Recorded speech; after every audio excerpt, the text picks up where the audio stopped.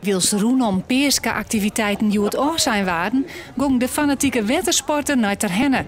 Daar waard het nieuwe wettersportseizoen iepenen, traditioneel op tweede peerskadij. Dat is een traditie waar we graag aan vasthouden, want iedereen wil graag zijn bootjes met Pasen in het water hebben. En ja, het ene jaar is het heel vroeg en heb je soms nog het ijzerbedek. Maar het andere jaar is het al ergens in april en dan komt het beter uit. Maar het is een flexibel seizoen. Ja, dat doen ze al jaren. Dus in Grauwen is het altijd een maand later. Dus ja, het is ieder zijn keus.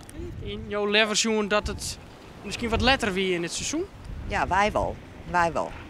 Wij zijn al jaren van dat voor ons maar wat later. Net steende het minnewaar witte toerist Terhenne goed te vinden. De verhier van vakantiehuisjes voor de zomer rent goed. En er binnen soort Duitse boekings. We wollten eigentlich een paar freie, schöne Ostertage mit Segeln verbringen. Aber das Wetter schlecht und von daher segeln wir nicht und haben uns hier eine Unterkunft gesucht. Waarom sind Sie hier in Terherne? Wegen dem schönen Wetter und wegen dem vielen Wasser. Toch is het geen toeval dat Duitsers zo graag naar Terhenne komen. We denken dat het geholpen heeft dat we naar Boot Düsseldorf zijn gegaan. Waar we het dorp Terherne als dorp, als watersportdorp, verkocht hebben. Met een mooie stand van alle ondernemers op de beurs.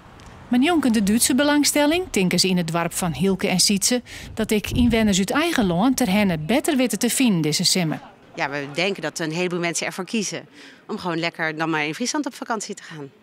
En niet het vliegtuig te pakken en naar gevaarlijke gebieden te gaan.